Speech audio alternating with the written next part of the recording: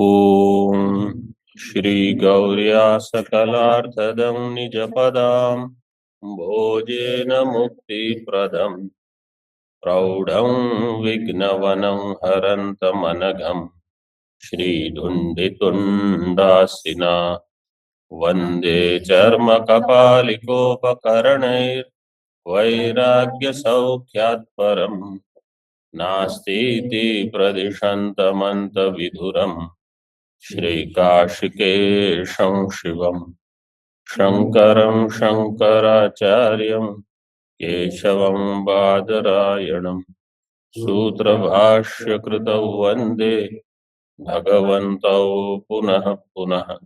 ईश्वरो गुरुरात्मेति मूर्तिभेदविभागिने व्योमवद्व्याप्तदेहाय दक्षिणामूर्तये नमः।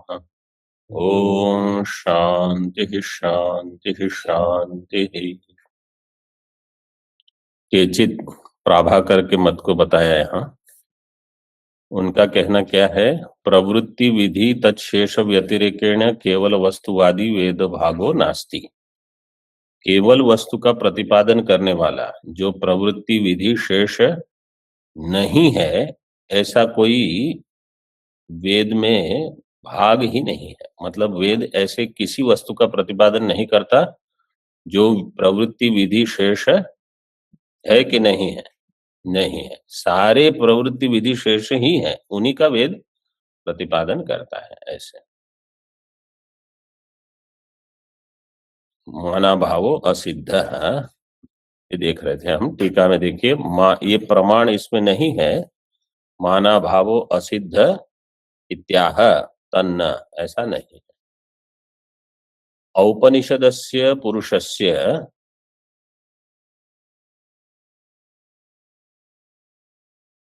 अनन्य शेषत्वात्। औपनिषद पुरुष अनन्य शेष। इसके पहले थोड़ा समझ लीजिए प्राभाकर का मत क्या है। जिन्होंने अन्य अन्य ग्रंथ मतलब कुछ कुछ तो परिचित है, ये वेदांत परिभाषा में थोड़ा आया था, अद्वैत सिद्धि में आया है, और भी कहीं देखा है। वो क्या कहते हैं कि शब्द में शक्ति है। अस्मात् पदार्थ अयम अर्थो बोधव्य है। ये कौन सोचता है ऐसा? नहीं, मतलब नैयायिक में कौन मानता है ऐसे? नैयायिक में मतलब वो क्या कहते हैं, ये ईश्वर का संकल्प है कि इस पद से इस अर्थ का बोधन होगा। अस्मात् पदार्थ अयम अर्थो बोधि, वो क्या कहते हैं? ईश्वर इच्छा, ईश्वर की संकेत। ईश्वर का संकेत। संकेत मतलब कहीं ना कहीं, अब संकेत शब्द से अब क्या समझोगे? निर्देश मतलब ईश्वर कैसे निर्देश करेगा? ईश्वर का ये संकल्प है, ये ईश्वरीय संकल्प है कि अग्नि शब्द से इसको बोध कराना है, वायु शब्द से इसको, इंद्र से इसको, ऐसा। तो जो समष्टि परमात्मा का संकल्प है वो व्यष्टि रूप में फिर ज्ञात होता है। उसके लिए परमात्मा ही उत्तम वृद्ध, मध्यम वृद्ध और बालक बन जाते हैं। फिर उत्तम वृद्ध मध्यम वृद्ध को उपदेश देते हैं, घटम आनय। और फिर घट पद से क्या लाना है तो मध्यम वृद्ध जानता है, बालक नहीं जानता है। तो बालक श्रवण करता है और आनयन क्रिया देखता है, अच्छा ये ला रहे हैं। जलम आनय, गाम आनय, फिर नय। तो इस प्रकार से बालक को बोध होता है। वास्तव में जो आज्ञा दी जाती है वो मध्यम वृद्ध के लिए है, लेकिन बोध होता है बालक को। तो वो कहते हैं कि अगर केवल इतना कहा गया कि गौ अस्ति, घटो अस्ति, जलम अस्ति, तो बालक को क्या बोध होगा? अस्ति अस्त्यस्याम, उत्तर क्या है? उत्तरस्याम दिशायाम नगा हिमालयो नाम नगाधिराज। क्या है पूर्व, क्या है? अस्त्युत्तरस्याम कुछ तो दिशी दिशा है, ऐसा कुछ है। तो इससे क्या बोध हुआ? क्योंकि कुछ कर्म नहीं है, वो कहते हैं जो कर्म से वाक्य जुड़ेगा वही ज्ञान होगा, ये उनका मुख्य मत है। इसलिए वो क्या कहते हैं, कार्य परत्व ही अगर वेद हो और उसमें ब्रह्म अगर प्रतिपादित हुआ है तो या तो कार्य परत है अथवा ब्रह्म नाम की कोई वस्तु नहीं, ये उनका मत है। तो सिद्धांत ने कहा तन्ना, ऐसा नहीं है। टीका में देखिए अभी, अज्ञातस्य फलस्वरूपस्य आत्मनः उपनिषद एक वेद्यस्य अकार्य शेषत्वात् कृष्ण वेदस्य कार्यपरत्वम असिद्धम। अज्ञातस्य फलस्वरूपस्य, जो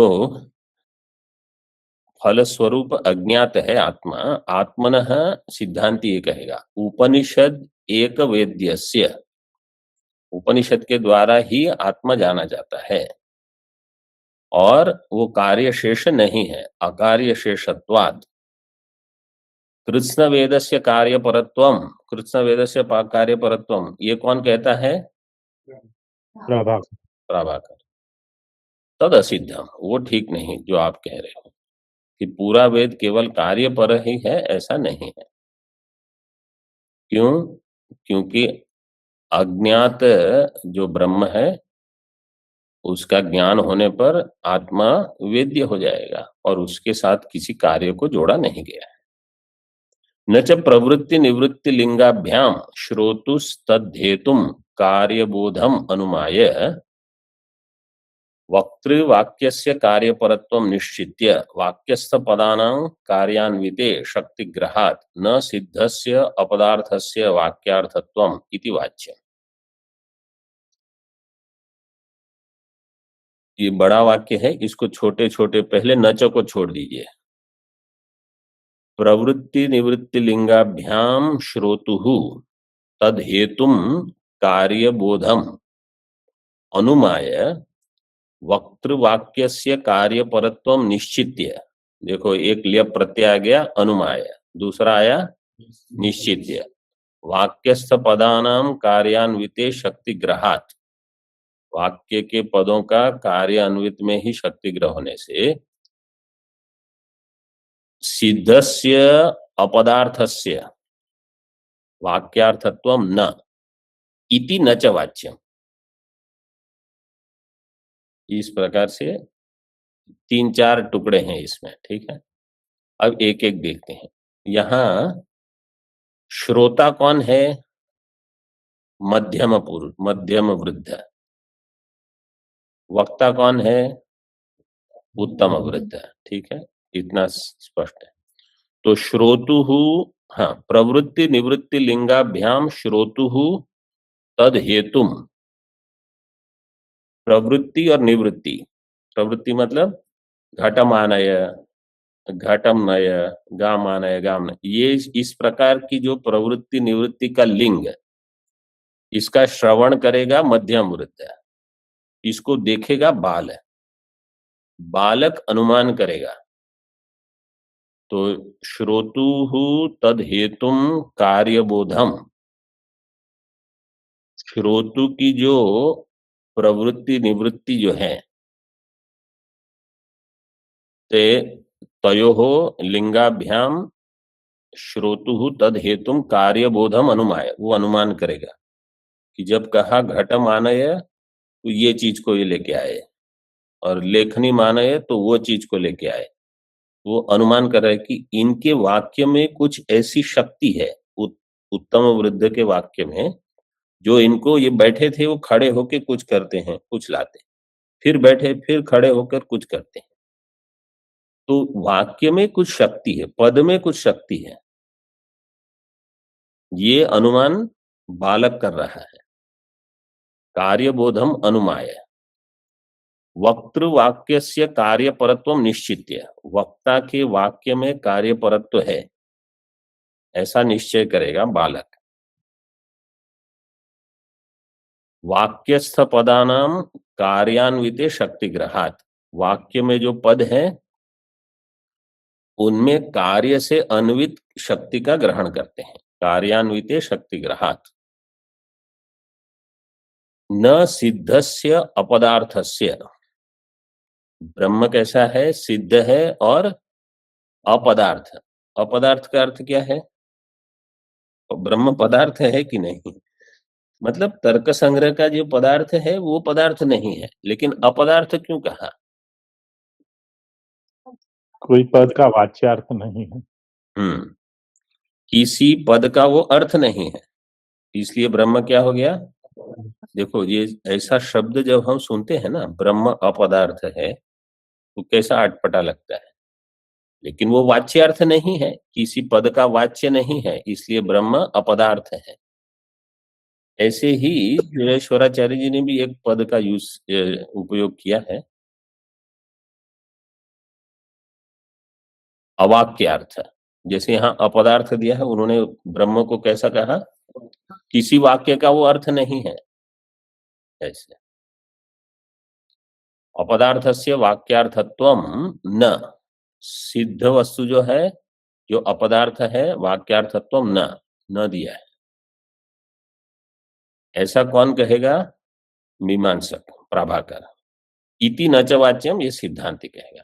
मतलब वो क्या कहते हैं कि जितने पद हैं सभी का किसी न किसी कार्य से अन्वित ही शक्ति ग्रहण होगा।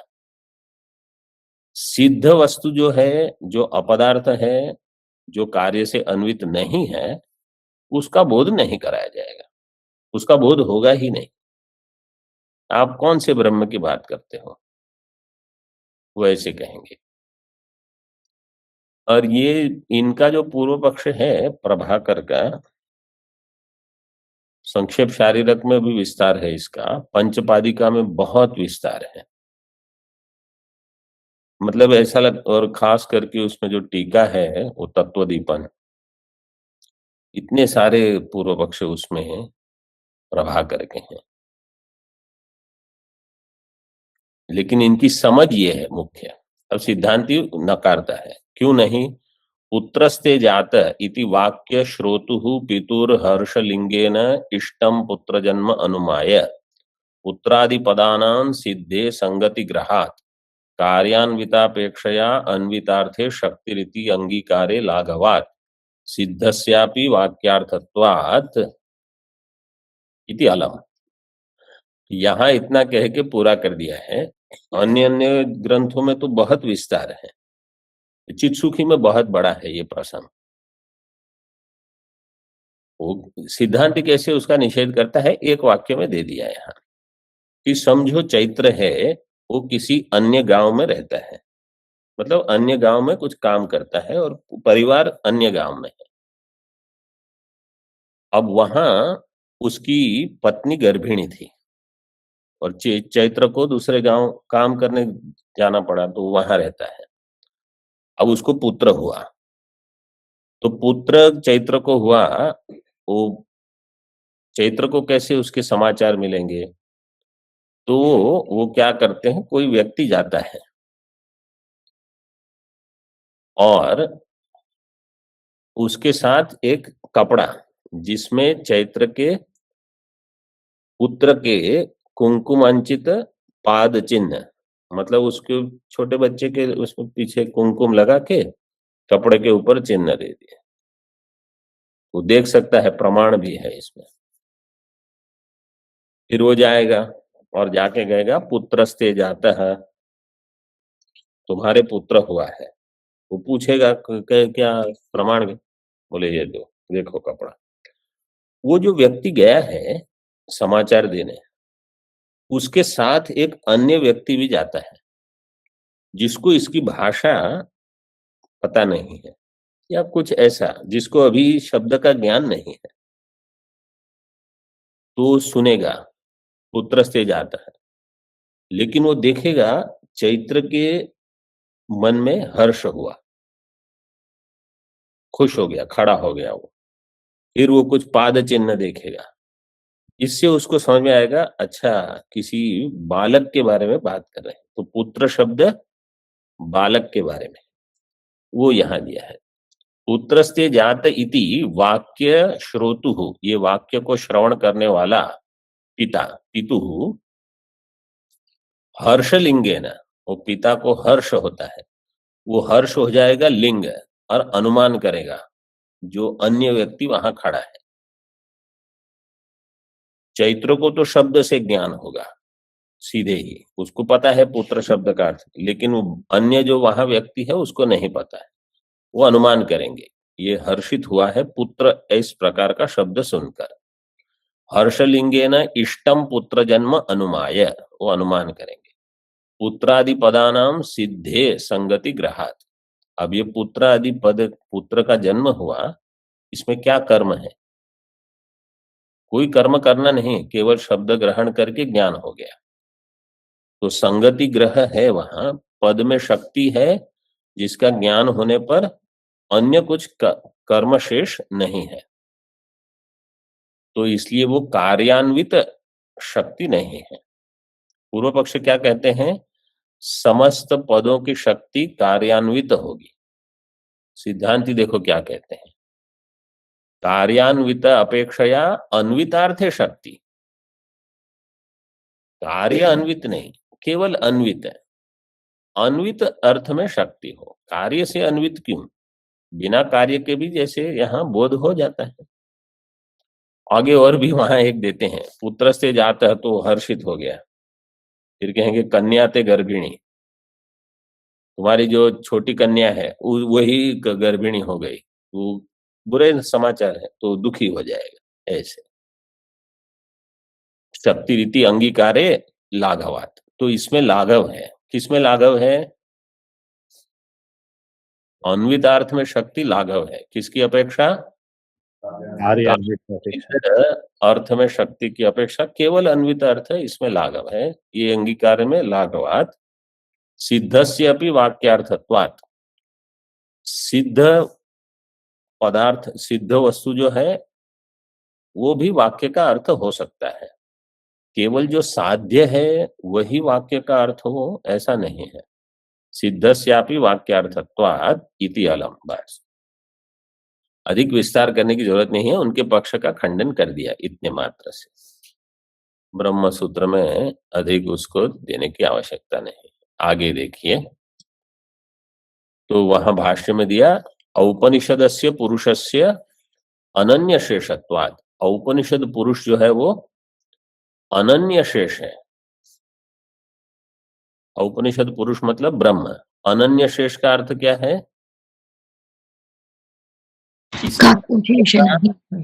अथवा किसी उपासना का शेष नहीं है, न अन्य शेष इति अनन्य शेष। अन्य का शेष मतलब अन्य क्या हो जाएगा? शेषी, कर्म अथवा उपासना शेषी रहेंगे, और ये उसका शेष, ब्रह्म को आपने शेष बना दिया, अन्य का शेष। तो सिद्धांत कहते हैं नहीं, ब्रह्म अन्य का शेष नहीं है, वो अनन्य शेष है। आप देखिए कुछ विकल्प उठाते हैं। किंच टीका में, ब्रह्मणो नास्तित्वादेव कृत्स्न वेदस्य कार्यपरत्वम् उत वेदांतेषु तस्य अभानात् अथवा कार्यशेषत्वात् किं वा लोकसिद्धत्वात् आहोस्वित मानांतर विरोधात्। कितने विकल्प हैं? 5। हाँ, यहाँ स्वामी जी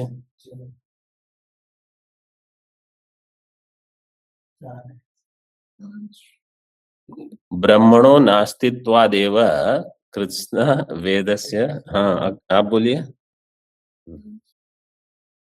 इसमें प्रतिज्ञा क्या है? कृत्स्न वेदस्य कार्यपरत्वम्,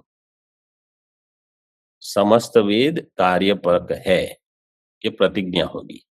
अब इसमें हेतु देखिए, इससे पता चलेगा कितने हेतु है। पहला हेतु है ब्रह्मणो नास्तित्वात्, ब्रह्म है ही नहीं। एक, उत वेदांतेषु तस्य अभानात्, वेदांत में तस्य अभानात्, तस्य कस्य, ब्रह्मणः, वेदांत में ब्रह्म का भान ही नहीं होता, ये दूसरा हेतु। अथवा कार्य शेषत्वात्, ब्रह्म कैसा है, कार्य का शेष है, ये तृतीय हेतु। किंवा लोक सिद्धत्वात्, ये लोक सिद्ध है, ये चौथा। आहोस्वित मानांतर विरोधात्, 5 हो गए। अथवा अन्य मान से सिद्ध है, लोक सिद्ध है, अथवा नहीं मानांतर से विरोध है, मानांतर विरोधात्, ऐसे 5 पक्ष बताता है पूर्व पक्ष। अब सिद्धांति को सबका निषेध करना है। तत्र आद्यम पक्षत्रयम निराचष्टे, एक साथ पहले 3 का निराश करते हैं भाष्य में। कभी कभी ऐसे सोचना चाहिए, मतलब जो टीका लिखते हैं उनके हाथ में तो केवल भाष्य है, उनके पास तो टीका नहीं। उन्होंने क्या पढ़ा, यो असौ उपनिषत्सु एव अधिगतः पुरुषो असंसारी ब्रह्म, ठीक है, वो वाक्य उन्होंने देखा। अब उनकी बुद्धि में क्या प्रकट हुआ कि यहाँ 5 विकल्प हैं, केवल इतना पढ़ के हमको ऐसा फिर कल्पना हो सकती है कि अच्छा इसमें इतने विकल्प हो सकते हैं और वो ये बताना चाहते हैं, फिर उसका निराश इस वाक्य से हो रहा है। ये टीका जो ऐसे लिखते हैं, ये महात्मा लोग हैं बड़े बड़े, मतलब, और वास्तव में तो जब हम खुद लिखने कुछ बैठते हैं ना, तब चक्कर आते हैं। कैसे इन्होंने ये ऐसे सब सोचा होगा। अगर हमको कहेंगे आप ब्रह्म सूत्र पढ़ लो और आप टीका लिखो, मतलब आप 1 2 3 टीका के साथ पढ़ के लिखो, हम क्या लिखेंगे। आप सोचिए वो कितने, उनकी सत्व वगैरह कितनी होगी, क्या विलक्षण होते रहेंगे। हमको केवल उनके ग्रंथों का अध्ययन करने का अवसर मिलता है, वही बहुत पुण्य है हमारा। कम से कम हम उसको ठीक तरह से पढ़ ले, पचा लें बस। क्योंकि सामान्य व्यक्ति के बस की ही बात नहीं कि वो ब्रह्म सूत्र बड़े बड़े क्या टीका लिखते हैं। और आनंद गिरि जी ने भी जहां सभी जगह पर टीका लिखी है, केवल आप भाष्य देख के यहाँ क्या प्रश्न उठाना है, यहाँ कहीं कहीं सरल है, लेकिन बृहदारण्यक वगैरह में बहुत कठिन है, इतनी बड़ी बड़ी टीकाएं हैं। तो भगवत प्रसाद, गुरु प्रसाद बहुत है, वो ही अधिकारी पुरुष जैसे हैं, मतलब उनके जीवन का प्रयोजन पहले से स्थित है, ऐसे समझ लो कि इनको बड़ा काम करना है, तो पहले से उनकी तैयारी होती है। मतलब भगवान तैयारी करवाते हैं, उनको इस जगह भेजेंगे, उस जगह भेजेंगे, ऐसे समय पर वो उपस्थित करा के तैयार हो जाएंगे, फिर ये काम होगा। तत्र आद्यम पक्षत्रयम, तो 3 पक्ष क्या है, ब्रह्मणो नास्तित्व, अभानात्, कार्य शेषत्व, इनका निराश करते हैं। यो सा उपनिषत्सु एव अधिगतः पुरुषः, पुरुष मतलब ब्रह्म चैतन्य, जो उपनिषद के द्वारा ही अधिगत है, ज्ञात है, ऐसा पुरुष असंसारी ब्रह्म, उत्पाद्यादि चतुर्विध द्रव्य विलक्षण, उत्पाद्य, आप्य, संस्कार्य, विकार्य, इन सब से विलक्षण, स्व प्रकरणस्थ, स्व से लेंगे वेदांत, वेदांत प्रकरणस्थ, अनन्य शेष, अन्य का शेष नहीं। टीका में देखिए, अनन्य शेषत्वार्थम असंसारी इत्यादि विशेषणम, अनन्य शेषत्वार्थम, अनन्य शेषत्व बताने के लिए असंसारी विशेषण है, क्योंकि वहां दिया असंसारी, असंसारी है इसलिए अन्य का शेष नहीं है। कर्म अथवा उपासना से अगर वो जुड़ जाएगा तो वहां भी संसार हो जाएगा, ये अनन्य शेष। नास्तिक अभावे हेतुम वेदांत मान सिद्धत्वम उक्त्वा हेत्वंतरम आत्मत्वम आह। नास्तित्व अभाव, पूर्व पक्ष ने एक हेतु दिया था, नास्तिक ब्रह्मणो नास्तित्वम, नास्तित्व का अभाव हेतुम वेदांत मान सिद्धत्वम, ये वेदांत प्रमाण सिद्ध है, इसलिए ब्रह्म नहीं है ऐसा है। वेदांत मान सिद्धत्वम उक्त्वा हेत्वंतरम आत्मत्वम, आत्मत्वम कस्य, ब्रह्मणः। पूर्व पक्ष ने कहा ब्रह्म नहीं है, सिद्धांति ने कहा ब्रह्म वेदांत प्रमाण से सिद्ध है और वो आत्मा है, मतलब वो तुम ही हो। तुम कैसे कह सकते हो कि ब्रह्म नाम की कोई वस्तु नहीं है?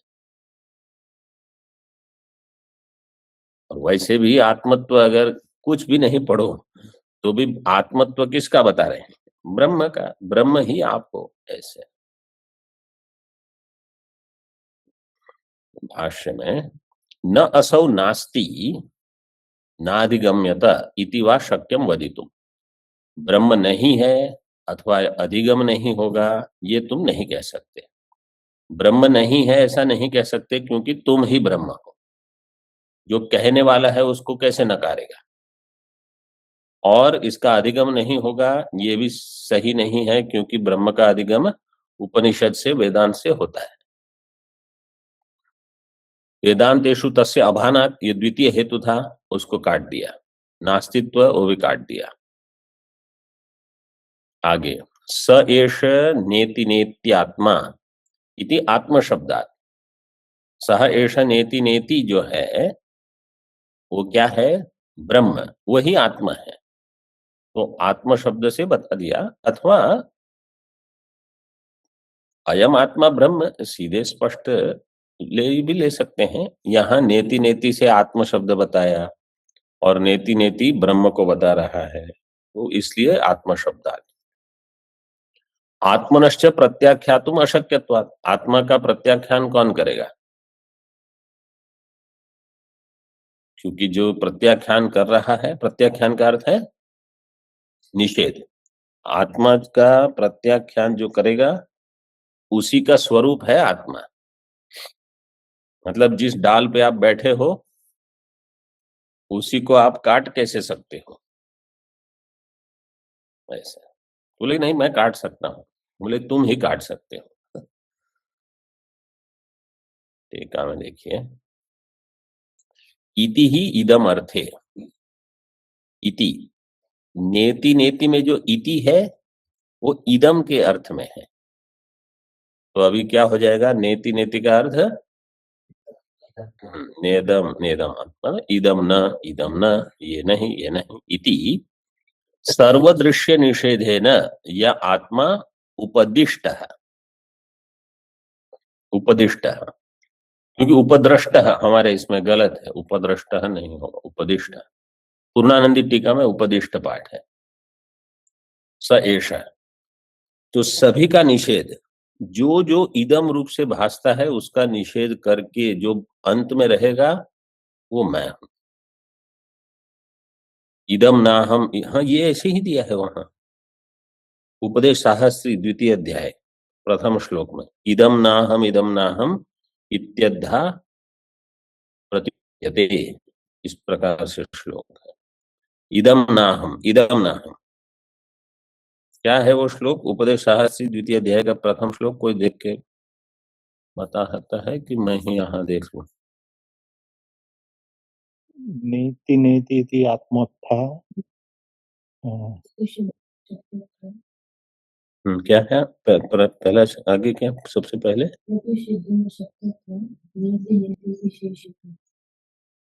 इदम ना हम, इदम ना हम प्रतिषेधुम अशक्यत्वात्, जिसका प्रतिषेध नहीं होगा।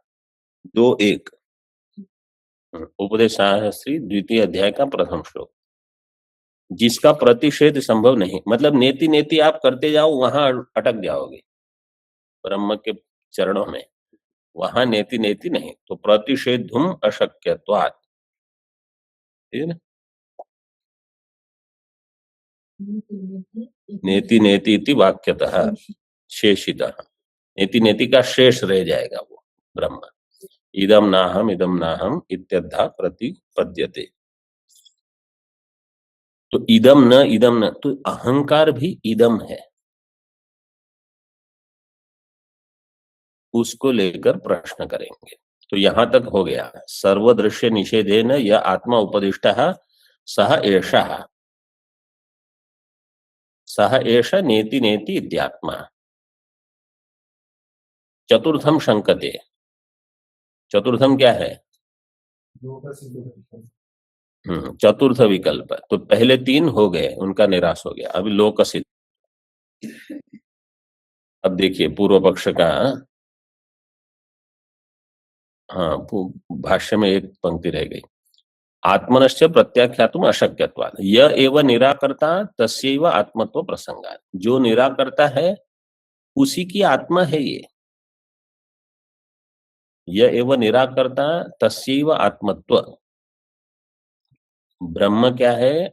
उसी की आत्मा है। तो आप कैसे कह सकते हो कि ये नहीं है, अथवा इसका निषेध भी संभव नहीं।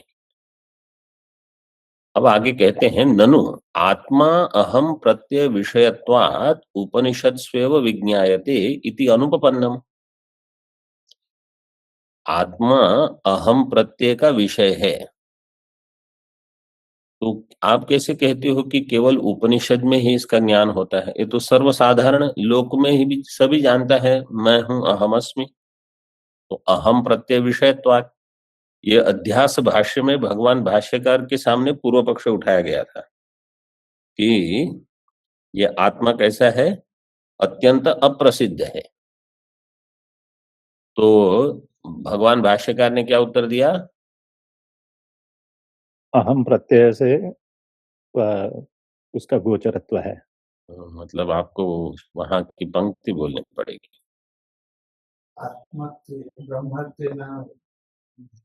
नहीं, अध्यास भाष्य में ब्रह्म शब्द ही उपयोग नहीं किया उन्होंने। अस्मत् प्रत्यय विषयत्वात् अपरोक्षत्वाच्च, ये दो हेतु दिए हैं। अस्मत् प्रत्यय का वो विषय, ये हमारे जो पुस्तक है उसमें 40 पेज पृष्ठ है, देख सकते हो आप अगर देखना है। और आपके पुस्तक में आपको देखना, स्वामी जी देख बताइए कौन से पृष्ठ में है। मिला? 40 पृष्ठ है। 19 पृष्ठ में पंक्ति, भाष्य की द्वितीय पंक्ति।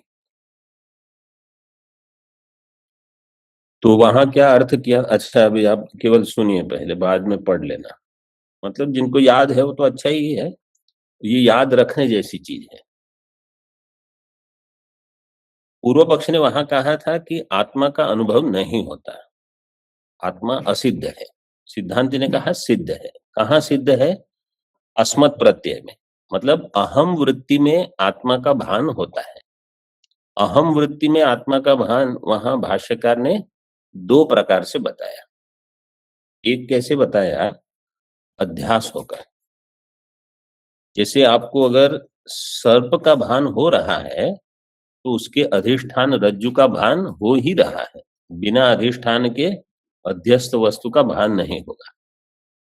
तो अगर अहम वृत्ति का आप कह रहे हो कि अहम का भान हो रहा है, तो अधिष्ठान सहित ही अहम वृत्ति का भान होता है। तो जो अधिष्ठान है वो क्या है? वही आत्मा है। इसलिए अस्मत् प्रत्यय में वो गोचर है, अस्मत् प्रत्यय में वो विषय बन जाता है। ठीक है, सामान्य जिसको अंश हम कहते हैं उस तरह से। ये एक प्रकार से कहा। अन्य प्रकार से कैसे कहा? उसी में दो विकल्प के हैं। दूसरे प्रकार से कैसे कहा कि इस अहम वृत्ति में चिदाभास रूप से आत्मा भासता है, क्योंकि वृत्ति अपने आप में जड़ है, उसमें चेतन का प्रतिबिंब है। इसलिए देखो ये दो अलग अलग प्रकार हो गए। पहले कैसे कहा? अधिष्ठान रूप से, वृत्ति का जो अधिष्ठान है, क्योंकि वृत्ति मिथ्या है, बिना अधिष्ठान क्यों नहीं रहे? तो जो अधिष्ठान होगा वो प्रतिबिंब होगा चैतन्य का कि शुद्ध चैतन्य? शुद्ध चैतन्य। ये एक प्रकार से अर्थ किया। शुद्ध चैतन्य जो अधिष्ठान है वो अहम वृत्ति में भासता है, ये एक प्रकार से अर्थ किया। दूसरे प्रकार से जड़ वृत्ति अपने आप में ज्ञान का सामर्थ्य नहीं रखती, इसलिए वहां चैतन्य का प्रतिबिंब है, तो बिना प्रतिबिंब के वृत्ति नहीं रहेगी, इसलिए वहां भी आत्मा भास रहा है। तो इस प्रकार से दोनों रूप से उन्होंने वहां बताया है।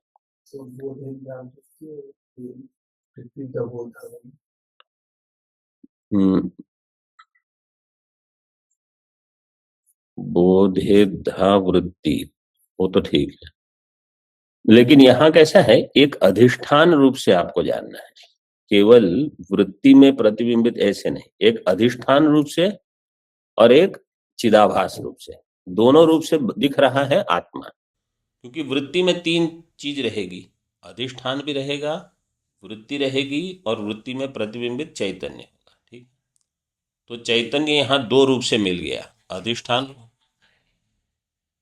चिदाभास के बिना ज्ञान कैसे हो? वृत्ति तो जड़ है, पंच महाभूत का कार्य।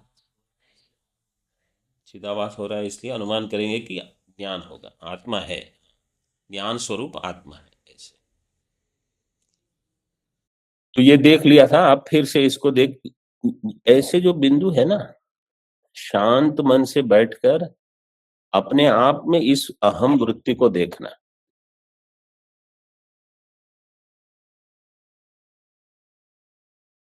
तो सीधे अगर ये ज्ञान हो सकता है तो एकात्म प्रत्ययसार यही बन जाएगा। अगर सीधे नहीं हो रहा है तो एकात्म प्रत्ययसार के लिए आपको जागृत स्वप्न सुषुप्ति तीनों को लेकर करना पड़ेगा, कि वास्तव में जागृत प्रमाता, स्वप्न प्रमाता, सुषुप्ति प्रमाता, ये तीनों अहम वृत्ति वाले हैं, उनका अधिष्ठान।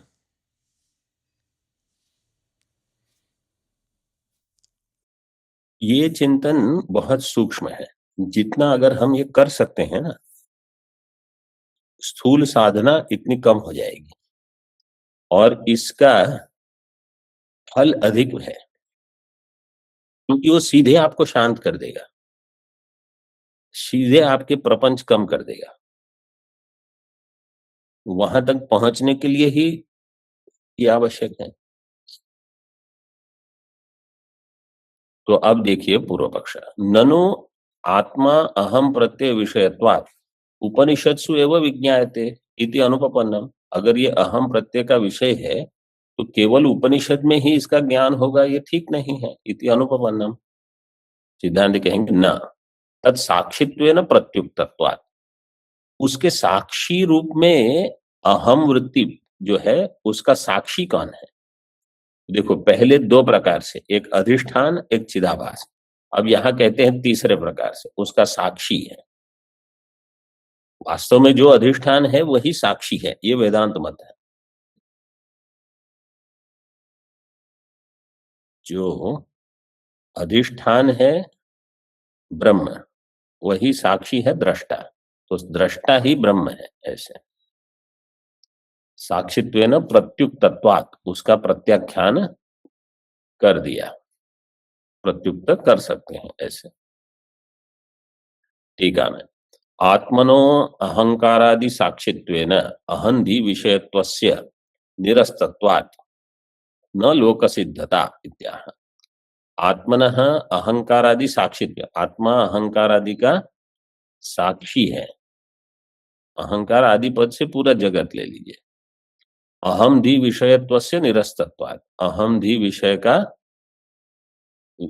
अहम धी का ये विषय नहीं बनेगा। अहम धी विषयत्वस्य निरस्तत्वात् न लोक सिद्धता, इसलिए लोक सिद्ध कैसे होगा?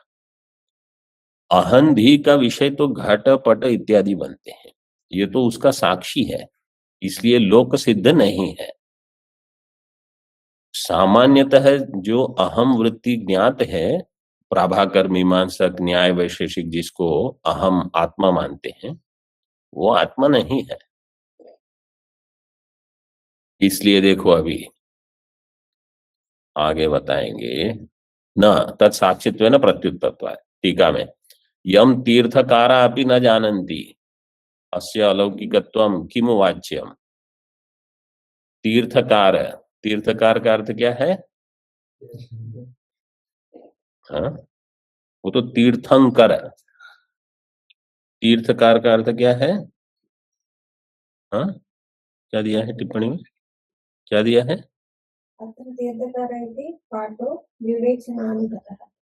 नहीं, वो तो केवल पाठ वेद के लिए। तीर्थकार का अर्थ क्या है?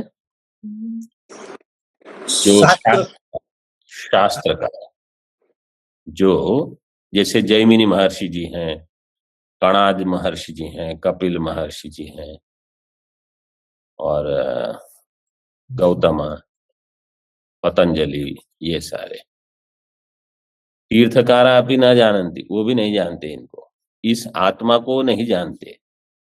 तो आप कहते हो लौकिक लोग जानते हैं। अरे तीर्थकार दार्शनिक, दार्शनिक लोग अगर नहीं जानते हैं तो लौकिक क्या जानेंगे? वो दिया है यम तीर्थकारा अपनी न जानन्ति तस्य अलौकिकत्वम किमु वाच्यम। तो अलौकिक वस्तु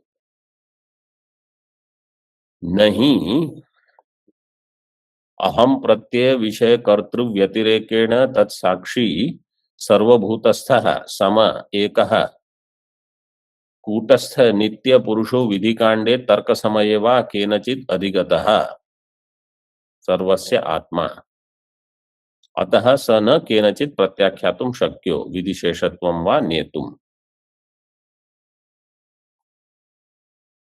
अहम प्रत्यय विषय कर्तृ व्यतिरेकेण, अहम प्रत्यय विषय ये जो अहंकार है, करता है, उससे व्यतिरिक्त उसका साक्षी तत्साक्षी जो कैसा है। अब ये यहां आप मैं ऐसे जोड़ लो, ये हमारे बारे में बता रहे हैं, हमारे आपके बारे में कि कौन है ये। अहम प्रत्यय विषय कर्ता से व्यतिरिक्त उसका साक्षी सर्वभूतस्थ है। मैं कौन हूं? सभी का साक्षी और सर्वभूतस्थ, सभी में मैं हूं। समान रूप से कि असमान रूप से? हाँ, समान, जितना मैं यहां हूं उतना मैं वहां हूं।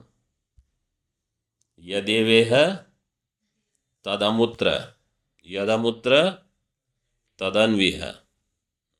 इसमें जिसने भेद देखा मृत्यो स मृत्युम आपनोति जा, बस ये सुन लिया ना। तत्साक्षी सर्वभूतस्थः समः एकः, वो सम है, सब में एक ही है। अब ऐसे नहीं कि कहीं कम ज्यादा हो अथवा वो मैं नहीं हूं, ऐसा है ही नहीं। कूटस्थ नित्य है, कूटस्थ भी है नित्य भी है, पुरुष है। विधि कांडे तर्क समय वा केनचित् न अधिगतः, न पहले से लेना है। विधि कांड में, कर्म कांड में तर्क समय वा, तर्क समय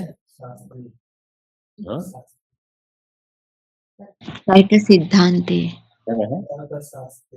तर्क शास्त्र। हाँ, समय का अर्थ है दर्शन, तर्क का दर्शन मतलब न्याय दर्शन आदि जो तर्क करते हैं, तो तर्क से ये ज्ञात नहीं है। पूर्व मीमांसा का भी ये विषय नहीं है, ब्रह्म तर्क का ही विषय नहीं है, पूर्व मीमांसा का भी विधि प्रकरण का विषय नहीं है। न केनचित् अधिगतः सर्वस्य आत्मा, ये सभी का आत्मा है। अतः स न केनचित् प्रत्याख्यातुं शक्यो, इसलिए किसी के द्वारा इसका प्रत्याख्यान होगा ही नहीं। विधि शेषत्वं वा नेतुम शक्य, विधि शेषत्वम नेतुम न शक्य, ऐसे विधि का शेष इस प्रकार से इसको नेतुम, निप्रापणे धातु से तुमन करके, तो विधि का शेष भी इसको नहीं बताया जाएगा।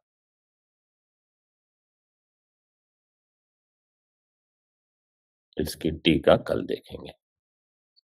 ओम पूर्णमदः पूर्णमिदं पूर्णात् पूर्णमुदच्यते पूर्णस्य पूर्णमादाय पूर्णमेवावशिष्यते। ओम शांति शांति शांति।